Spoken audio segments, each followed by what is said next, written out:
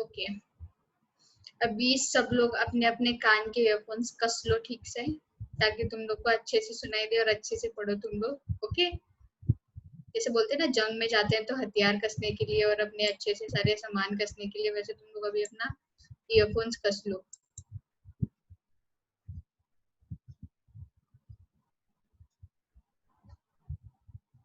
आई think okay, दिखाई दिया सबको? हम्म,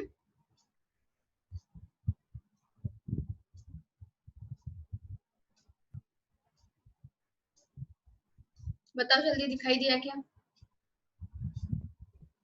हम्म, ओके, चलो अभी हम लोग जो पढ़ने वाले हैं आज वो जिनोमिक्स है। तो अभी जिनोमिक्स टॉपिक कौन सा होता है, उसमें कौन कौन से पॉइंट्स इंक्लूडेड होते हैं, वो सारा हम लोग स्टडी करेंगे, ठीक है?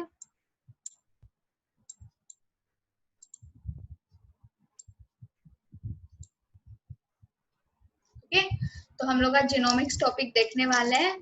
तो इसमें पॉइंट्स देखो, the term genome introduced by H Winkler in 1920 is the total genetic constitution of an organism. Alternatively, it is a complete copy of genetic information DNA or one complete set of chromosomes, monoploid, haploid of an organism. Okay, तो अभी यहाँ पे genomics जो term है वो किसने start किया था या फिर किसने इंट्रोड्यूस किया था? विंकलर नाम का जो साइंटिस्ट था। साइंटिस्ट के लोग इन चैप्टर में बहुत सारे हैं, तो अच्छे से याद रखना कि किसने क्या डिस्कवर किया है। ओके, देन 1920 में इसने क्या किया था? जीनोमिक्स टॉपिक का इंट्रोडक्शन दिया था। जीनोमिक्स यानी क्या होता है? अगर हम लोग अभी हम लोगों ने देखा था कि अलग अलग प्रोसेस थे, ट्रांसक्रिप्शन थी, ट्रांसलेशन थी। तो इस प्रोसेस में क्या देखा था हम लोगों ने? एक टिपिकल कोई तो एक प्रोटीन बनता है, राइट? तो हमने सिर्फ ये प्रोटीन का स्टडी किया था, और बॉडी में बहुत सारी जीन्स होती है जो कि हमारे कैरेक्टर से रिलेट करते हैं, ठीक है? तो उस टाइम पे वो कैरेक्टरिस्टिक्स कौन कौन से शो करते हैं, वो जीन्स कौन कौन से होते हैं, इसके बारे में हम लोगों ने कोई स्टडी नहीं किया अभी तक। ओके, तो ये जीनोमिक्स में क्या आता है? अभी हम लोग पूरे ह्यूमन बींग्स हैं, देन उसके बाद में अलग अलग एनिमल्स होते हैं, प्लांट्स होते हैं, ऑब्वियसली उनमें भी कोई जीन्स प्रेजेंट होंगे ना जो कि उनके कैरेक्टर दिखाते हैं। ओके, जैसे कि कोई प्लांट टॉल होता है या फिर कोई प्लांट छोटा सा होता है, तो उसमें भी कोई तो जीन्स होंगे जो इनके कैरेक्टर्स दिखाते हैं हमें। ओके, तो वो जीन का पूरा जो सेट होता है उसका स्टडी करना मतलब जीनोमिक्स होता है। समझ लो हम लोगों ने एक ऑर्गेनिज्म लिया कोई तो, लाइक बैक्टीरिया या फिर ह्यूमन का लिया, ठीक है? अभी हमारे में हम तो सारे ह्यूमन बींग सेम नहीं है, राइट? सब में अलग अलग ये है, क्वालिटीज हैं। कोई इंसान लंबा है, कोई ज्यादा, कोई छोटा है, किसी के बाल ब्राउन है, किसी के बाल ब्लैक है, किसी की आंखें ब्लैक है, किसी की आंखें ब्राउन है, ग्रीन है। हर हम लोग को अलग अलग कैरेक्टर्स दिखते हैं सब में, राइट? तो ये सब कैरेक्टर्स किसकी वजह से आते हैं? तो ऑब्वियसली जीन्स ही, उसमें कुछ म्यूटेशन होने के बाद में अलग अलग कैरेक्टर दिखने लगते हैं। जैसे हम लोगों ने पिछली बार वो शिप में देखा था ना, किसी को वो शिप याद है? कौन सी शिप के बारे में देखा था हम लोगों ने? वो जो डॉली शिप थी, याद है? तो उसमें क्या थे, उसके पैर लंबे थे पहले, देन उसके बाद में उसमें म्यूटेशन होने के बाद में क्या हुआ, उसके पैर बहुत ही छोटे हो गए। तो ये सारे चेंजेस होते रहते हैं, जैसे कि जिराफ में हुआ था। तो ऐसे ही ह्यूमन बींग्स में भी होते रहते हैं, कहीं कहीं में तो जेनेटिक डिसऑर्डर्स भी रहते हैं, राइट? तो ये सारे जो अगर समझो हमें ह्यूमन बॉडी ली है, तो उसके सारे जीन्स का स्टडी करना या फिर उसके सारे जीन्स का डाटा कलेक्ट करना, इसका मतलब जीनोमिक्स होता है। जीनोमिक्स में बेसिकली जीन्स का स्टडी होता है, बट एक सीक्वेंस का स्टडी नहीं होता। उनके बॉडी में ओवरऑल जितने भी जीन्स प्रेजेंट रहते हैं उन सब का स्टडी रहता है, ठीक है? देन इसके बाद में देखो, the term genomics term coined by T H Roderick in 1986। Okay, तो ये रॉड्रिक ने क्या किया था 1986 में? ये टर्म निकाली थी जीनोमिक्स, ठीक है? He is to study genomes through the analysis, sequencing and mapping of genes along with the study of their functions. Okay, अभी सीक्वेंसिंग क्या होता है? डीएनए का जो सीक्वेंस लगा रहता है, जैसे हम लोगों ने उसमें नाइट्रोजन बेस देखे थे कि वो कैसे अरेंज रहते हैं, देन उसमें कौन सा बॉन्ड रहता है, हाइड्रोजन बॉन्ड रहता है, कौन से बेस पेयर्स के बीच में हाइड्रोजन बॉन्ड कितने रहते हैं, ये सारा अरेंजमेंट जो होता है, समझो एक जीन और दूसरे जीन में कितना डिस्टेंस होगा, ये सारा स्टडी जो होता है ये पूरा सीक्वेंसिंग एंड मैपिंग में होता है, राइट? मैप में क्या देखते हैं हम लोग? नॉर्मली कि मैप में ये जगह यहाँ पे होती है, वो जगह वहां पे होती है, राइट। तो अभी जेनेटिक्स में कौन सा मैपिंग आता है? जेनेटिक्स में इसके जीन्स के वैरायटीज आते हैं और वो जीन्स कहाँ कहाँ पे लोकेटेड है वो सारा इनका स्टडी आता है, ठीक है। तो यहाँ पे हम लोग आगे का स्टडी भी देखेंगे, आगे के पॉइंट्स के साथ में समझ में आ जाएगा जीनोमिक्स एग्जैक्टली टर्म क्या है, ठीक है। तो यहाँ पे जीनोमिक्स के स्टडी करने के लिए दो टाइप्स हैं, ओके। तो यहाँ पे एक स्ट्रक्चरल जीनोमिक्स होता है जहाँ पे हम लोग उनका सिर्फ सीक्वेंस देखते हैं, मतलब हम लोग उनके फंक्शन में नहीं पढ़ते हैं, ठीक है। तो हमें सिर्फ उसका स्टडी करना रहता है कि यहाँ पे देखो डीएनए में यहाँ पे कहीं पे जी सी है, यहाँ पे ए टी है, ये सारा जो सीक्वेंस रहता है एटीजीसी का, वो सारा सीक्वेंस हमें स्टडी करना रहता है, ठीक है। हम उसके फंक्शंस नहीं देखते उस टाइम पे स्ट्रक्चरल जीनोमिक्स में। और जो फंक्शनल जीनोमिक्स है, it deals with the study of functions of all gene sequences and their expression in the organism, okay. तो फंक्शनल में क्या होता है, वो हम लोग उसका पूरा सीक्वेंस जो होता है, वो सीक्वेंस का फंक्शन क्या होगा, वो जीन्स क्या क्या एक्सप्रेस करते हैं उस ऑर्गेनिज्म में, वो सारे कैरेक्टर्स हम लोग इसमें स्टडी करेंगे। इन शॉर्ट वो जीन सीक्वेंस या फिर वो डीएनए सीक्वेंस का जो भी फंक्शन होगा वो सारा हम लोग फंक्शनल जीनोमिक्स में स्टडी करेंगे। और स्ट्रक्चर में सिर्फ उनका स्ट्रक्चर आता है कि ये कैसे प्रेजेंट है, ये चेन में है या पूरा सर्कुलर है। समझ में आई ये दो टर्म? ये दो टर्म में इतना ही आता है बस डिफरेंस, बहुत इजी डिफरेंस है। स्ट्रक्चरल मतलब जीन का स्ट्रक्चर स्टडी करना और फंक्शन मतलब वो सीक्वेंस का पूरा फंक्शन स्टडी करना। समझ में आई ये दो पॉइंट? चलो अंकिता अभी आ गई, अभी दिखी मुझे, ठीक है। तो समझ में आए सबको ये पॉइंट्स? Yes ma'am. ओके, चलो तो अभी आगे देखते हैं हम लोग, ठीक है। तो आगे देखेंगे हम लोग एप्लीकेशंस ऑफ जीनोमिक्स, ठीक है। तो यहाँ पे जीनोमिक्स किस लिए टर्म है, देखो structural and functional genomics is used for different purposes in improvement of crop, plant, human health and livestock. अभी यहाँ पे क्या आता है, स्ट्रक्चरल और फंक्शनल जीनोमिक्स किसके लिए स्टडी करते हैं हम लोग? ऑब्वियसली साइंस में कोई भी अगर स्टडी होता है वो हमारे फायदे के लिए होता है, राइट। तो फर्स्टली तो यही देखा जाता है कि हमारा उसमें से कैसे फायदा हो सकता है वो टर्म को लेके, राइट।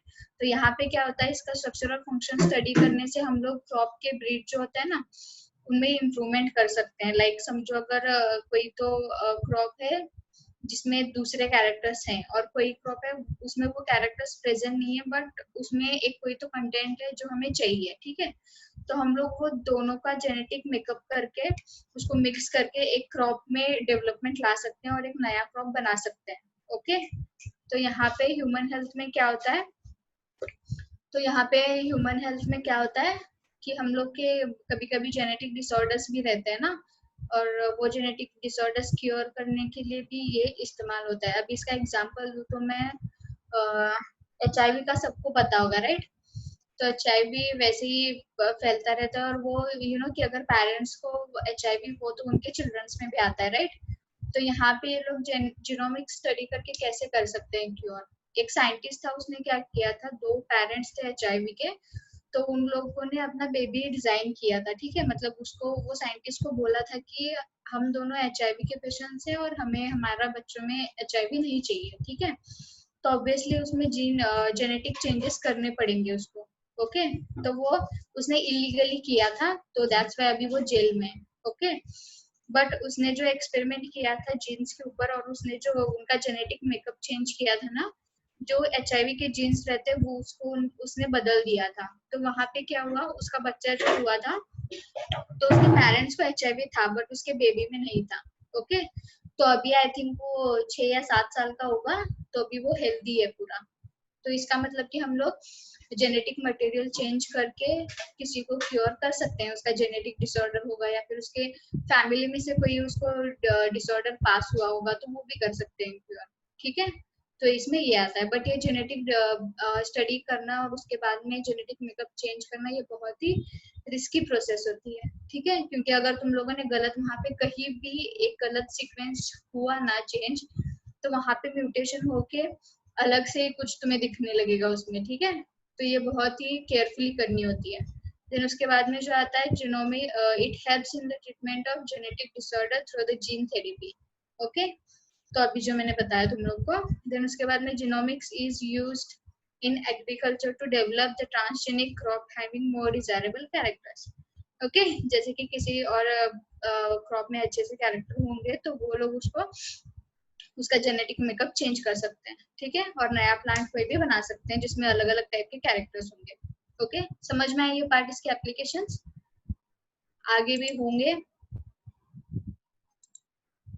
ओके, तो यहाँ पे समझ में आए तुम लोग के एप्लीकेशंस हम किस में यूज कर सकते हैं। ऑल ओवर जीनोमिक्स मतलब पूरा स्टडी जीन्स का रहता है, ठीक है, वो कोई भी ऑर्गेनिज्म में हो।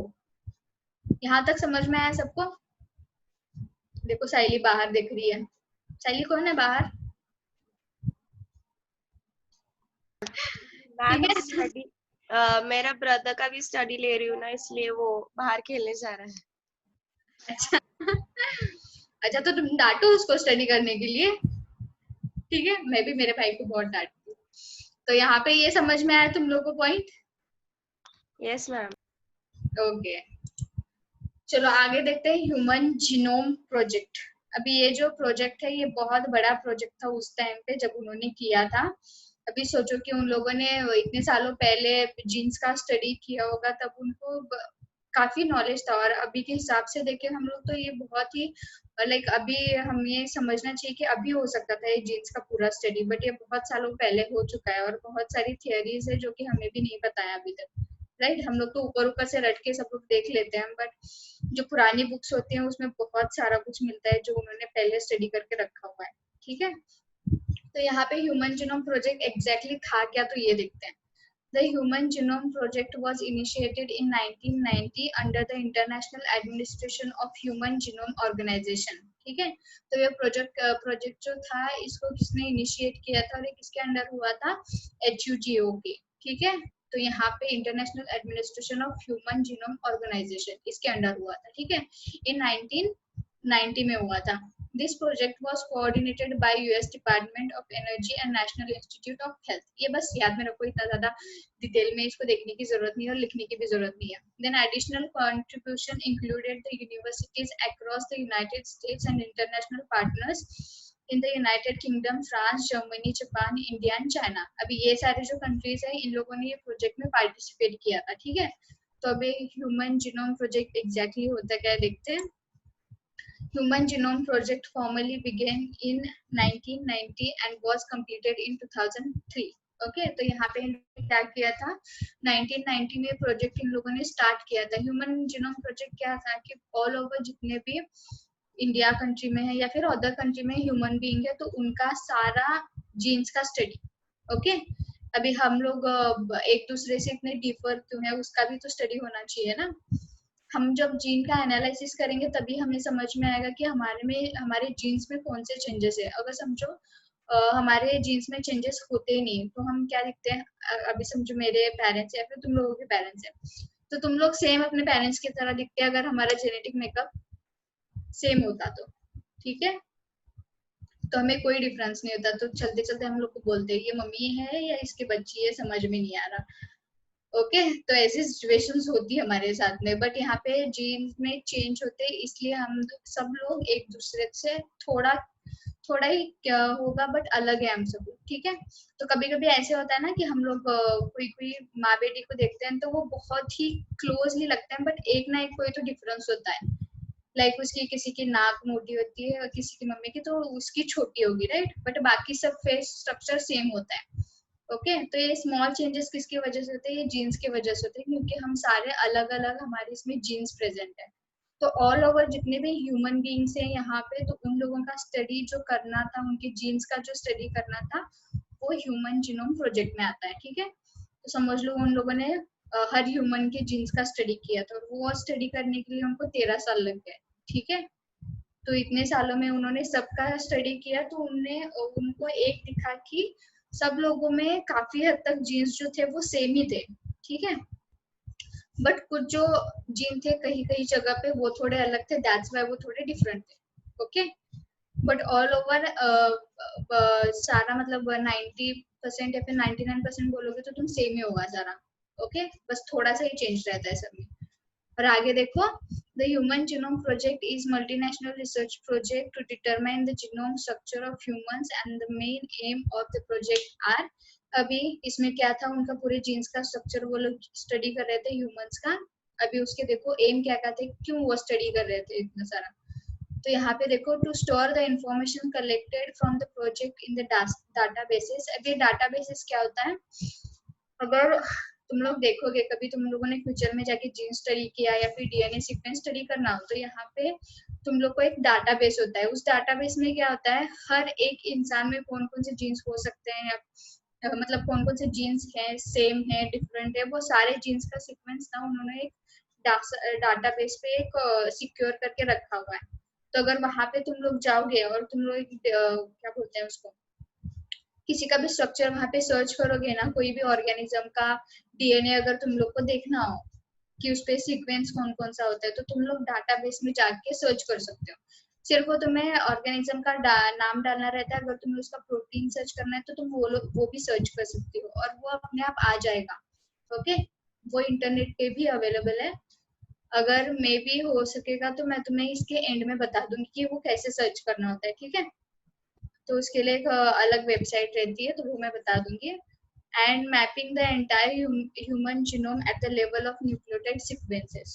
ओके, तो यहाँ पे क्या होगा, वो लोग मैपिंग करते हैं कि ये नाइट्रोजन बेसेस किधर किधर प्रेजेंट है और कितने डिस्टेंस पे प्रेजेंट है एक दूसरे से, ठीक है। तो ये होता है मैपिंग। देन उसके बाद में देखते हैं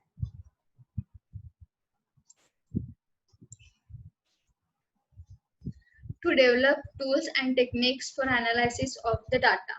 ठीक है, अभी यहाँ पे कैसे होता है, सब लोग का जेनेटिक स्ट्रक्चर हमारे सामने होता है, राइट।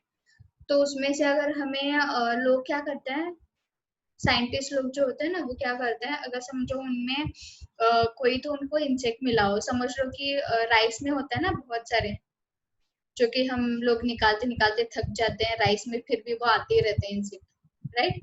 वो छोटे छोटे जो पेस्टिसाइड्स लाइक होते हैं ना, वो सारे।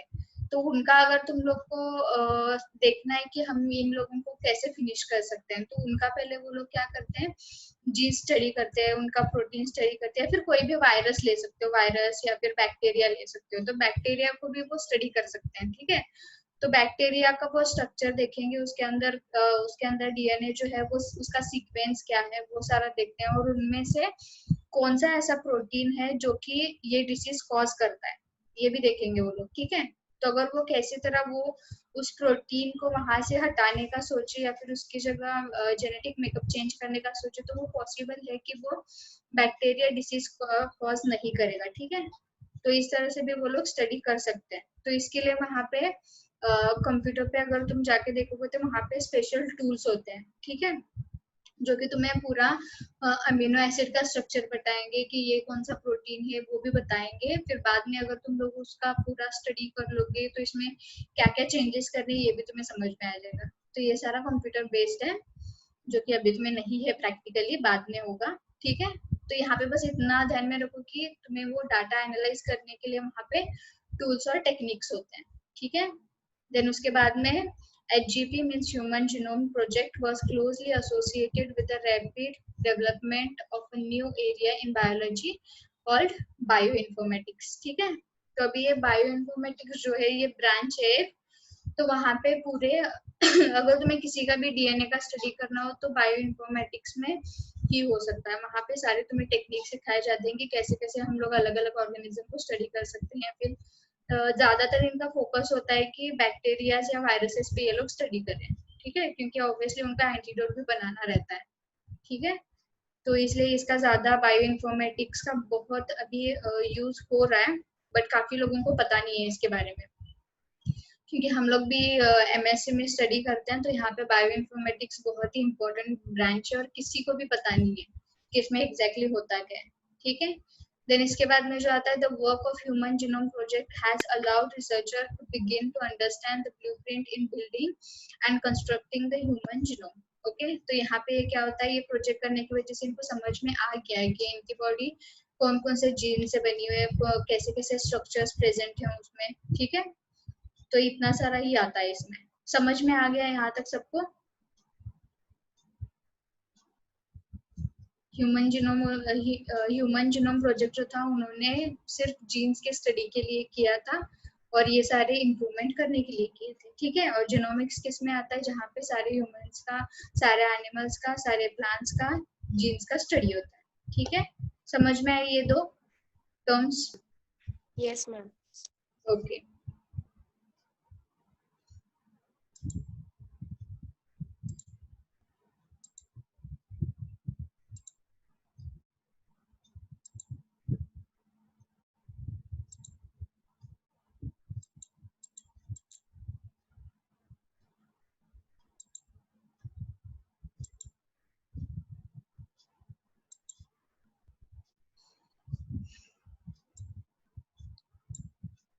ठीक है, अभी यहाँ पे आगे के देखो, as a researchers learn more about the functions of genes and proteins, this knowledge will have a major impact in the field like medicine, biotechnology and life sciences, therefore SGP is very important, ठीक है। तो यहाँ पे क्या है, obviously अगर ये लोग वायरसेस और बैक्टीरिया का स्टडी करेंगे तो यहाँ पे ये लोग इसका एंटीडोट भी बना लेंगे, राइट। उसको खत्म करने के लिए हम कौन कौन से मेडिसिन यूज करते हैं वो भी वो देखेंगे, ओके। तो यहाँ पे ये मेडिकल साइड में भी बहुत ही इम्पोर्टेंट है। And the project was also aim to sequence the genomes of several other organism such as bacteria, मतलब कि उन्होंने बैक्टीरिया का भी स्टडी किया था उसमें। देन उसके बाद में human genome project was to provide a complete and accurate sequence of 3 billion DNA base pairs that make up a human genome, and to find out the estimated number of human genes. Now about 33,000 genes have been estimated to be present in humans. Okay, तो देखो इतने सारे DNA के base pairs इसमें present रहते हैं, ठीक है। तो ये सारा स्टडी उन लोगों ने 1990 में किया था, ठीक है, और वो 2003 में पूरा हुआ था पूरा, ठीक है। तो ये तुम लोग इंटरनेट पे भी सर्च करोगे तो तुम्हें इनका पूरा डीएनए का डाटा मिल जाएगा, ठीक है। Then the secret of our complexity may lie not in the number of genes but how we use them, and it will lead to understanding the gene structure and function in other species. And since we possess many of the genes same as these of flies, roundworms and mice, and such a studies will lead to the greater understanding of human evolution, ठीक है। तो हम लोग जैसे जैसे gene study करेंगे वैसे वैसे हमें समझ में आ जाएगा कि कौन से एनिमल्स में म्यूटेशन होने के कारण उनके अलग अलग डेवलपमेंट हुए, या फिर उनमें कोई अपडेट्स आए हैं, या फिर उनके फीचर्स थोड़े से अलग हो गए हैं जैसे पहले थे, राइट। पहले डायनासोर्स वो सब थे बट अभी नहीं है, ओके। तो ऑब्वियसली उनके जीन्स भी अलग होंगे। अभी कुछ कुछ एनिमल्स में चेंजेस भी हो रहे हैं, कुछ कुछ ऑर्गेनिज्म में भी चेंजेस हो रहे हैं। तो वो चेंजेस किसकी वजह से होते हैं, उनके जीन में कौन कौन से चेंजेस होते हैं, ये सारा स्टडी जो होगा इवोल्यूशन, उसमें हम लोग स्टडी कर सकते हैं, ठीक है। समझ में आया ये सब? बोलो बोलो, कोई तो बोलो।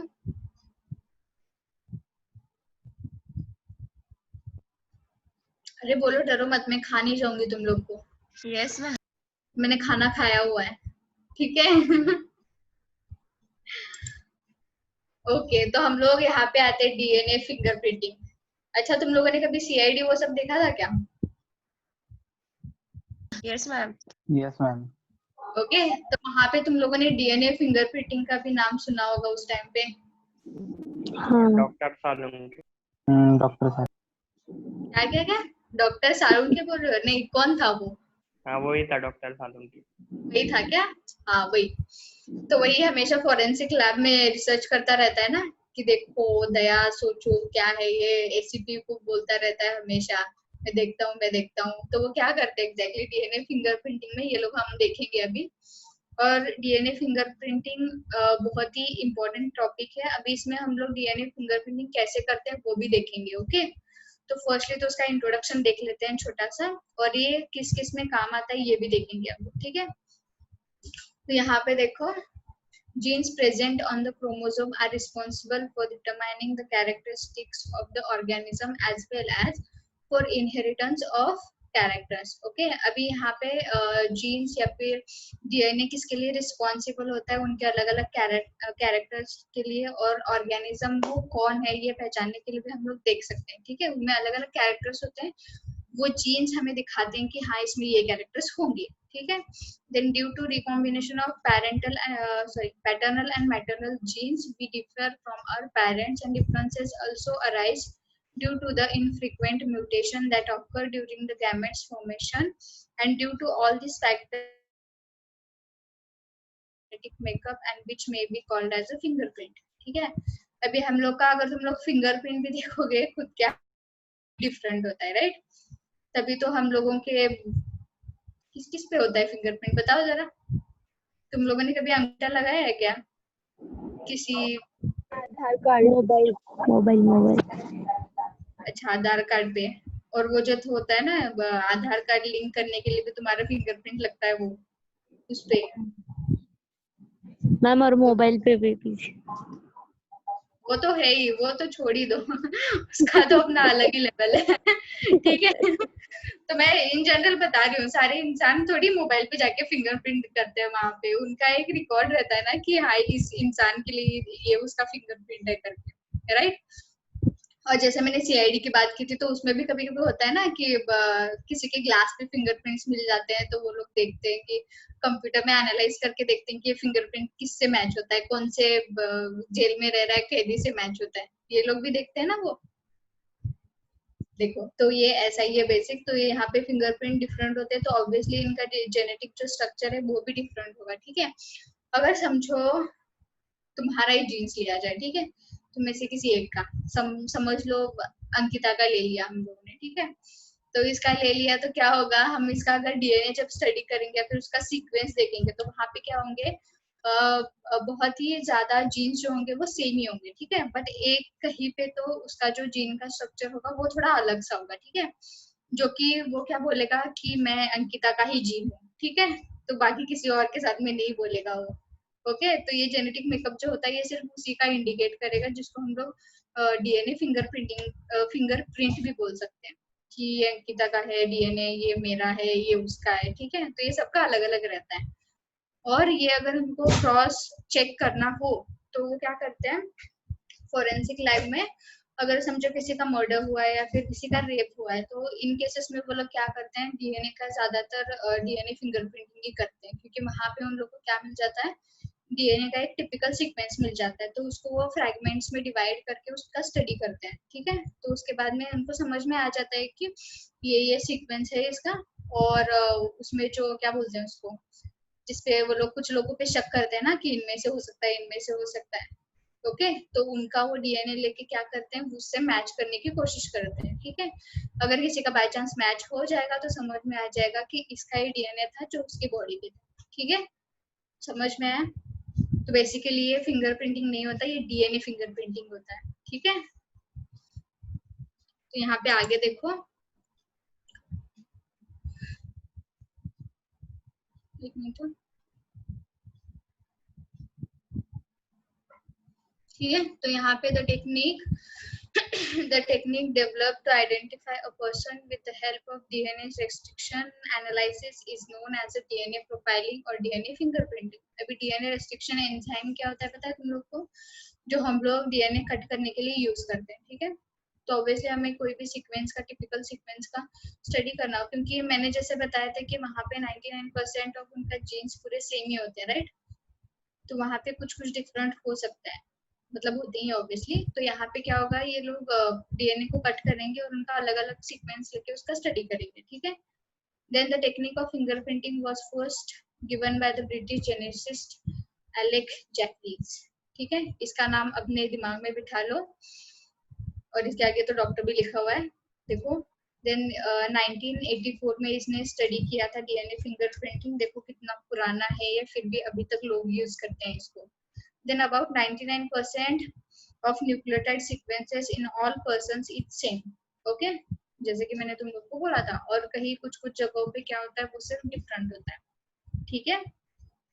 तो डीएनए फिंगरप्रिंटिंग का इंट्रोडक्शन समझ में आया तुम लोग को?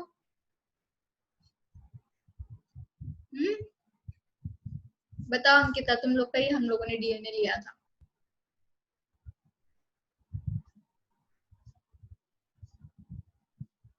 तुम्हारी आवाज नहीं आ रही, शायद से तुम्हारा फोन समझा मैम। ओके, ठीक है। तो ये था डीएनए फिंगरप्रिंटिंग का इंट्रोडक्शन। तो आगे हम लोग नेक्स्ट लेक्चर में देखेंगे कि इसके पूरे मतलब प्रोसेस क्या होती है, हम लोग को कैसे कैसे डीएनए आइसोलेशन करना पड़ता है, उसमें सदर्न ब्लॉटिंग भी रहता है और जेल इलेक्ट्रोफोरेसिस करके वहाँ पे एक प्रोसेस रहती है वो भी करनी पड़ती है। तो वो प्रोसेस एग्जैक्टली क्या होते हैं, डीएनए का हम कैसे सीक्वेंस देख सकते हैं, वो सारी प्रोसेस हम लोग कल स्टडी करेंगे, ठीक है। तो अभी इस पे हम लोग क्या करते हैं, मैं क्वेश्चंस दूंगी और तुम लोग हमेशा की तरह आंसर लिखोगे, ठीक है। ओके, या मैं ऐसे करूँ, तुम लोग मेरे को क्वेश्चन पूछो, मैं आंसर लिखूं, ठीक है। ऑब्वियसली तुम लोग ही लिखोगे, ठीक है। तो मैं यहाँ पे देखो स्लाइड दिखा रही हूँ। अच्छा, मैं स्लाइड नहीं दिखाऊंगी, मैं तुम्हें सिर्फ 2 मिनट दूंगी, ठीक है। पूरा पढ़ लो और पढ़ने के बाद मैं स्लाइड गायब कर दूंगी यहाँ से, फिर बाद में तुम लोग को आंसर देना है, ठीक है। पहली स्लाइड तो ये पढ़ो, जीनोमिक्स। तुम्हारे पास 2 मिनट है सिर्फ।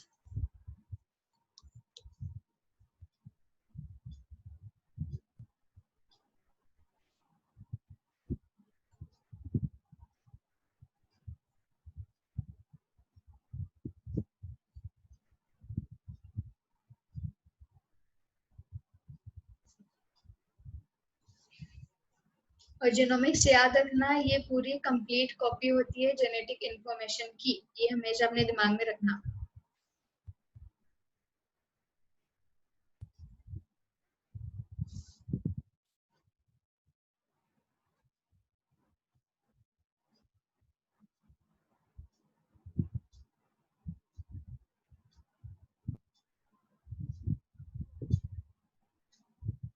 हो गया सबका?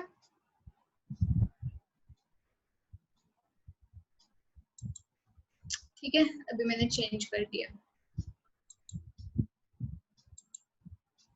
ठीक है। तो अभी सब लोग मैं क्वेश्चन बताऊंगी और चैट बॉक्स में लिखोगे, ठीक है। तो अभी मुझे बताओ, कौन से वो 2 साइंटिस्ट थे जिसने इंट्रोड्यूस किया था और जिसने टर्म किया था ये जीनोमिक्स? बताओ जल्दी जल्दी, कौन से वो 2 साइंटिस्ट थे, उनका नाम लिखो।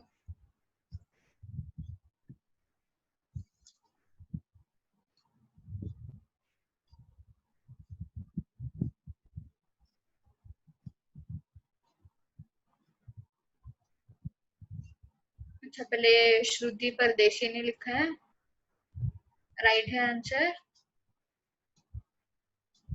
लिखो लिखो जल्दी। अंकिता ने भी लिख दिया, बट उसने एक साइंटिस्ट का लिखा हुआ है, एक साइंटिस्ट अभी भी मिसिंग है, ढूंढो उसको। देन मृण्मयी ने भी लिखा, उसने भी एक ही साइंटिस्ट लिखा हुआ है। विवेक ने दोनों लिखे हैं, गुड। साइली ने भी लिखे हुए हैं। अभिषेक ने एक ही लिखा हुआ है। अंकुल ने भी दोनों लिखे हैं। अंकिता ने भी। हो सबको विंकलर अंकल ही याद है क्या? अरे दूसरे साइंटिस्ट हमारे देश के महान, उनको भी याद करो। ओके, वैसे तो नहीं है हमारे देश के, बट फिर भी साइंटिस्ट है, ठीक है। ओके, तो सबका आंसर राइट है, बट दूसरे साइंटिस्ट को भी मत भूलना। और तुम लोग को मेरी तरफ से एक स्पेशल प्राइज मिलेगा, वो है गुड। बाकी तो मैं बाकी के प्राइजेस तुम्हें लॉकडाउन के बाद ही मिल सकते हैं, ठीक है। अभी मैं दूसरी स्लाइड रखूंगी। अभी देखो सब लोग अपना अपना वीडियो कॉल ऑन करो, मेरे को कोई नहीं दिख रहा। सब लोग ऑन करो जल्दी, फटाक से ऑन करो जल्दी। देखो, नहीं तो मेरे पास पीछे बोर्ड है, मैं उस पे सब लोग का नाम लिख दूंगी और हमारा जो ऐप है ना उस पे पब्लिश कर दूंगी, देखना कि ये लोग हैं जो वीडियो कॉल ऑन नहीं करते हैं। जल्दी करो अपने अपने calls on, video call on करो जल्दी फटाक से। आज दिखाओ कौन कौन से सूरज चांद आज लोग आए हैं, दिखाओ जल्दी।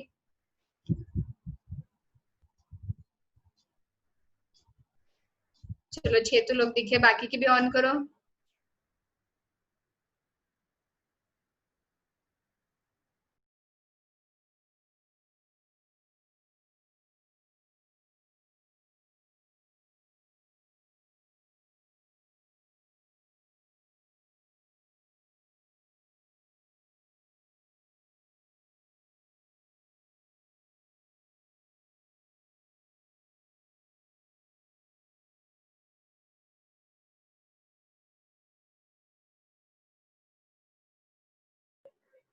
मैम अब प्यूटो है।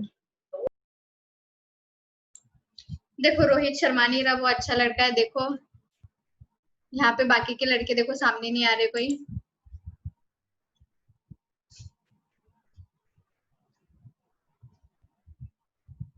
ओके चलो इतने लोग तो दिख रहे हैं मुझे। पीछे मेरे बोर्ड दिख रहा है क्या सबको? Yes ma'am.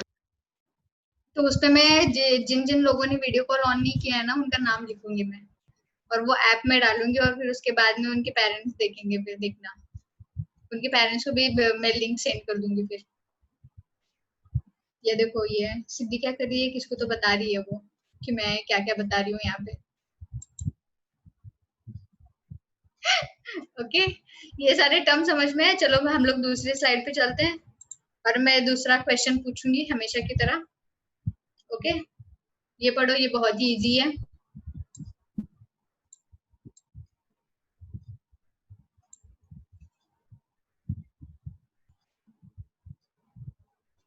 दो मिनट है तुम्हारे पास, जल्दी पढ़ो।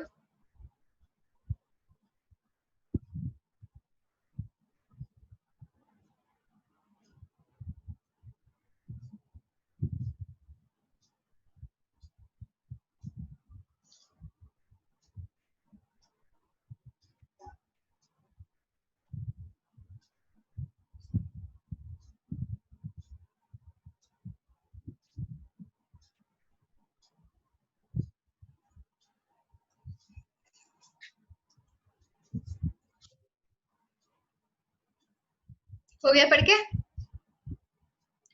बहुत इजी है, 2 मिनट में आंसर दो तुम लोग, ठीक है?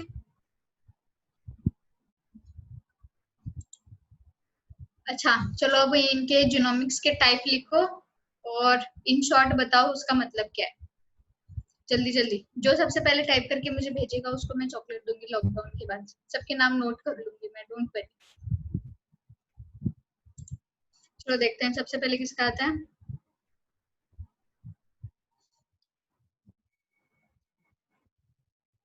और वैसे भी तुम लोग कभी कभी दिखते हो, तो मुझे तुम्हारी शक्लें हमेशा याद रहेंगी। जल्दी बताओ जल्दी।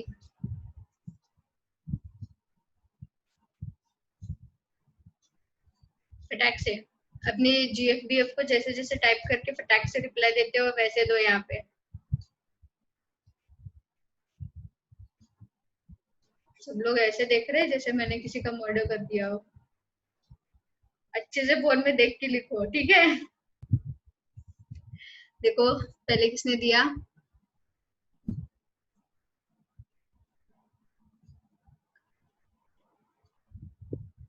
देखो पहले साहिल ने दिया, साहिल को चॉकलेट मिलेगी। देन सेकंड सिद्धि ने दिया, इसका भी जवाब राइट है। बच्चों उसके साथ में लिखो कि ये क्या क्या होता है। स्ट्रक्चरल और फंक्शनल मतलब क्या होता है ये लिखो पहले, ठीक है? देखो यहाँ पे श्रुति ने भी लिखा हुआ है ठीक से, बट एक ही लिखा हुआ है, दूसरा भी है। रोहित ने भी लिखा हुआ है, देन विवेक ने भी लिखा हुआ है। इसके मतलब क्या क्या होते हैं वो भी लिखो। स्ट्रक्चरल फंक्शनल, अच्छा अभिषेक ने लिखा हुआ है स्ट्रक्चरल मतलब मैपिंग, ठीक है? अच्छा स्ट्रक्चरल का डेफिनेशन लिखो, डेफिनेशन फुल। मैपिंग लिखोगे ना तो वहां पे वो कंफ्यूज हो जाएगा, जो भी चेक करेगा बोलेगा मैपिंग कौन सा लिख रहा है, ये मोबाइल का, ये तो GPS तो नहीं है ये।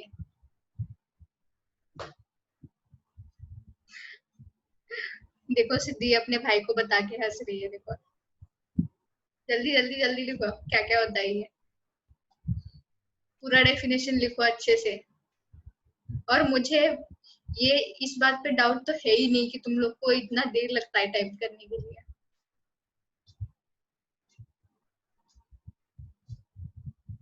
चलो अंकिता ने लिखा,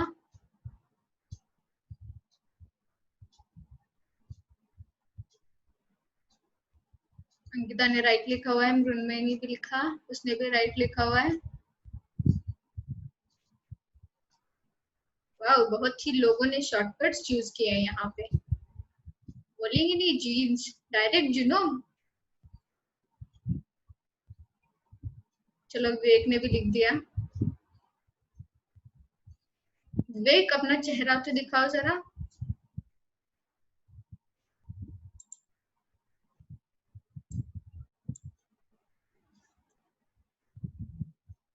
चलो चलो चलो, होपफुली तुम लोग के फिनिश हो गए होंगे। सब लोग को मैंने गुड तो लिखा हुआ है, बट वहां पे सिर्फ स्ट्रक्चरल और फंक्शनल नहीं लिखना है, उनको एक्सप्लेन भी करना है वो कैसे कैसे फंक्शन करते हैं वो सब, और उनका डेफिनेशन। ओके, देन उसके बाद में ये एप्लीकेशंस ऑफ जीनोमिक्स देखो। वैसे तो ये तुम्हें याद होनी चाहिए, जीनोमिक्स किस किस के लिए यूज करते हैं, तो वो मैं स्लाइड डायरेक्टली ले रही हूँ आगे। ठीक है, अभी तो डायरेक्टली बताओ मुझे, अभी जीनोमिक्स किस किस के लिए यूज करते हैं, क्यों यूज करते हैं हम लोग, जल्दी बताओ जल्दी। उसके एप्लीकेशंस लिखो चैट बॉक्स में।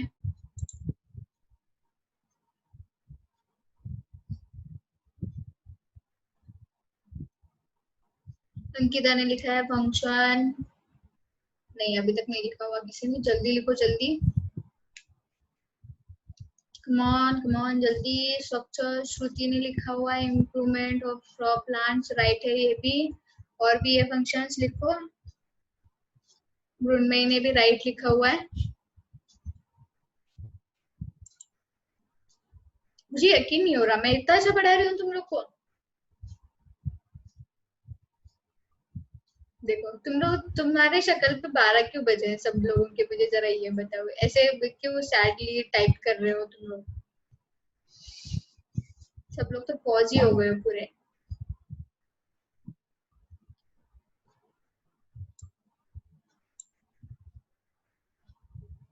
मेरे को 2 लोग छोड़ के 3 लोग ही नॉर्मल दिख रहे हैं इसमें।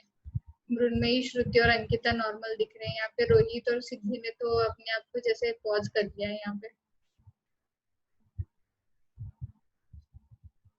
तुम लोग हिल क्यों नहीं रहे हो हैं?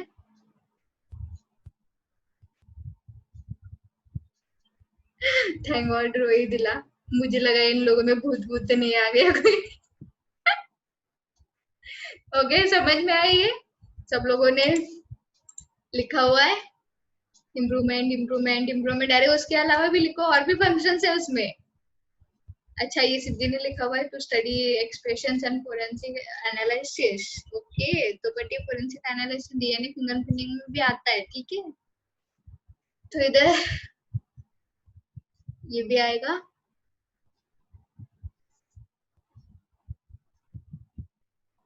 अच्छा, मेरे नेम पे सिलेक्ट करके मुझे रिप्लाई भेजो, तुम लोग अकेडमी को रिप्लाई भेज रहे हो।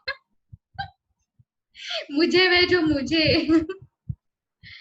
ओके, समझ में आया ये। अच्छा, तो ह्यूमन जीनोम पे अभी क्वेश्चंस डालूंगी, तुम लोग को इसका फुल फॉर्म लिखना है HUGO का, ठीक है, देख लो ठीक से, गलती नहीं होनी चाहिए।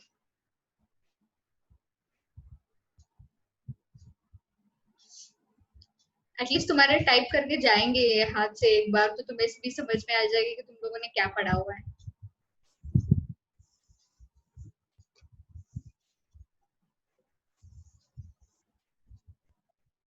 देखो इसमें अलग अलग कंट्रीज भी हैं, ऑल ओवर ये देख लो, मैं तुम्हें क्वेश्चन पूछूंगी एंड में, ठीक है। यहाँ पे भी देखो, ह्यूमन जीनोम प्रोजेक्ट कब से स्टार्ट हुआ था, कब तक खत्म हुआ था, देन वो ह्यूमन जीनोम प्रोजेक्ट एक्चुअल में था क्या, किसका स्टडी किया था, किसके जीन्स का स्टडी था ये, देन उसके बाद में ये स्टडी क्यों किया था, जैसे कि इनका इंफॉर्मेशन कलेक्ट करके डाटाबेस में डालने के लिए, मतलब कि कंप्यूटर में उसकी एक इंफॉर्मेशन रहेगी हर पर्सन की कि उसके अंदर कौन कौन सा जीन सीक्वेंस है, देन उसके बाद में मैपिंग, जहाँ पे वो लोग दिखाएंगे कि कौन कौन से जीन्स कहाँ पे प्रेजेंट है और कितने डिस्टेंस पे, देन वहाँ पे उनके लिए कुछ टूल्स और टेक्निक्स होंगे जो कि स्टडी करने के लिए या फिर एनालिसिस करने के लिए हम लोग को हेल्पफुल होंगे।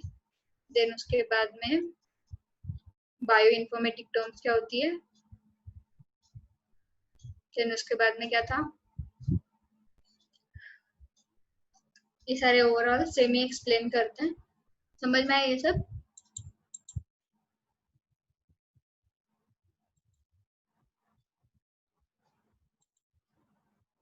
ओके,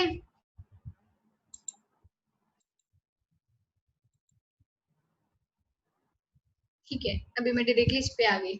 अभी लिखो ह्यूमन जीनोम प्रोजेक्ट क्या था। अच्छी डेफिनेशन लिखो। उसको तोड़ मरोड़ के मत लिख लेना, जीनोम एक कोने में पड़ा हुआ है, वो ह्यूमन एक कोने में पड़ा हुआ है, प्रोजेक्ट एक कोने में पड़ा हुआ है, ऐसे किस्तों में मत लिखना, एक पूरा फुल डेफिनेशन लिखो उसका।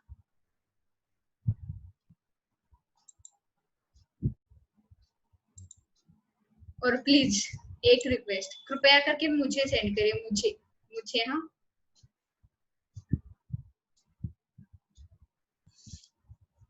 चलो किसी ने तो अभी लिखा हुआ है। अच्छा तुम लोग तुषार सर को क्यों सेंड कर रहे हो बच्चों? रिप्लाई तुषार सर को सेंड मत करो, मुझे सेंड करो। मुझे, मैं नहीं दिख रही तुम्हें, इतनी अच्छी लड़की यहाँ पे दिख नहीं रही है तुम्हें। अच्छा अभी तुम सभी लोग पॉज क्यों हो गए हो? ऐसे पॉज होके मुझे डराओ मत, हिलो जरा।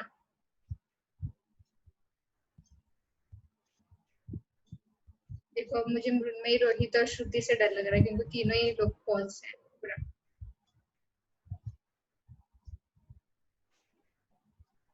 थैंक गॉड आ गई, तुमने मुझे बचा लिया। श्रुति ने आ गई पूरा ओपन करके। ठीक है, तो यहाँ पे किस किसने लिखा हुआ है? Human genome project is information of. अच्छा अभिषेक, तुमने उसका एप्लीकेशन लिखा हुआ है,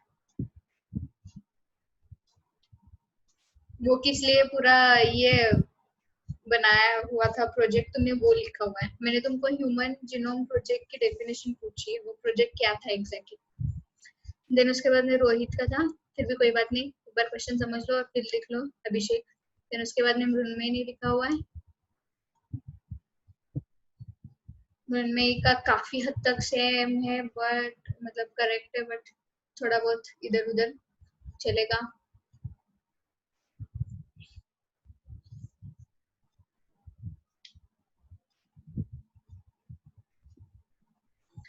और हमारे प्यारे रोहित ने लिखा हुआ है, it's a multinational research to determine the genome structure. ये भी काफी हद तक सही है, बट थोड़ा सा और इसमें होना चाहिए एडिशन कुछ तो। Okay, to determine the genomic structure of human. अच्छा, सब लोगों ने डिटरमाइन क्यों यूज किया है? तुम लोग मैथ्स ज्यादा स्टडी कर रहे हो क्या आजकल? हैं, सब लोगों ने डिटरमाइन डिटरमाइन लिख के छोड़ा है यहाँ पे, बताओ जरा। बच्चों बायोलॉजी की क्लास में हो तुम लोग तो यहाँ पे तुम्हें टू स्टडी लिखना है, टू डिटरमाइन नहीं लिखना है। ओके, ऐसा लग रहा है सब लोग मैथ्स की क्लास से उठ के बैठे हैं बायोलॉजी में। अच्छा हुआ तुमने लिखा नहीं है पे कोई भी पाइथागोरस थ्योरम प्रूव करने के लिए। ओके चलो अभी डीएनए फिंगरप्रिंटिंग की डेफिनेशन लिखो, क्या था उसमें एग्जैक्टली। डीएनए फिंगरप्रिंटिंग एक बार पढ़ लो, देखो इधर जरा। Genes are present on the chromosomes are responsible for the determining characters of the organism as well as for the inheritance of characters. तो ये जीन्स क्या करते हैं, उनके कैरेक्टर्स दिखाते हैं हमें। तो इनमें बहुत सारे जीन्स अलग अलग होते हैं, बहुत सारे सेम भी होते हैं, तो इनका एक अलग अपना डीएनए रहता है जिसको हमें चेक करना पड़ता है अगर हमें कोई भी अलग सा डीएनए मिले तो उसके सीक्वेंस से। ठीक है,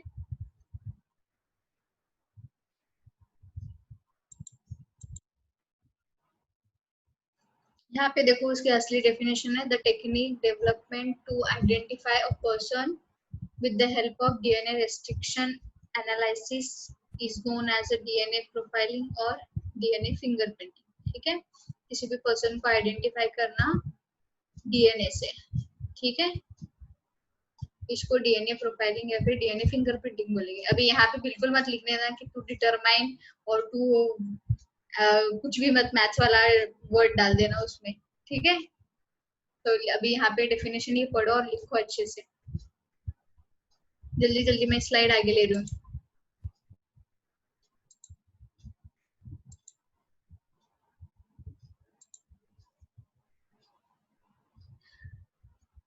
चैट बॉक्स में अभी लिखा हुआ है किसी ने।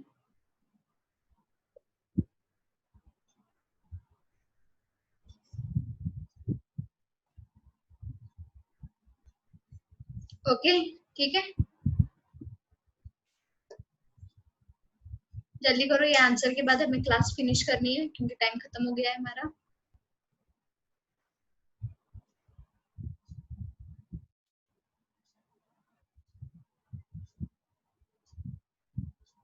जल्दी, बहुत इजी है, लिखो जल्दी। और हम जो कल देखने वाले हैं वो कौन सा पार्ट होने वाला है, डीएनए फिंगरप्रिंटिंग की जो भी प्रोसेसेस हैं वो सारी देखेंगे, वो लोग कैसे एनालाइज करते हैं लेबोरेटरी में, ठीक है। और फोरेंसिक लैब में भी कैसे एनालिसिस होता है उसका, डीएनए को कैसे देखा जाता है, किसके अंडर देखा जाता है, ये भी हम लोग स्टडी करेंगे, ठीक है। और देन उसके बाद में तुम्हारा ये वाला चैप्टर फिनिश हो जाएगा। तो एक काम करना कि अभी तक जो पूरा पढ़ाया हुआ है एक बार एक टेक्स्ट बुक में पढ़ लेना पूरा, क्योंकि कल हम लोग एंड में थोड़ा सा रिवीजन भी करेंगे, ठीक है, एक्सरसाइज पे उसकी। और मैं कल तुम्हें थोड़े बहुत क्वेश्चंस भी दूंगी तो वो भी तुम लोग को सॉल्व करने हैं उसी टाइम, ठीक है। अरे हंसो मत, I am serious.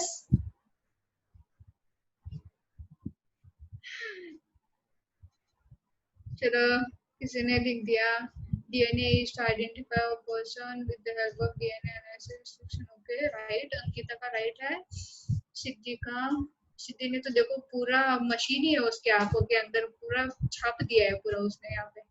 The technique development for identifying a person with the help of DNA restriction analysis is known as what?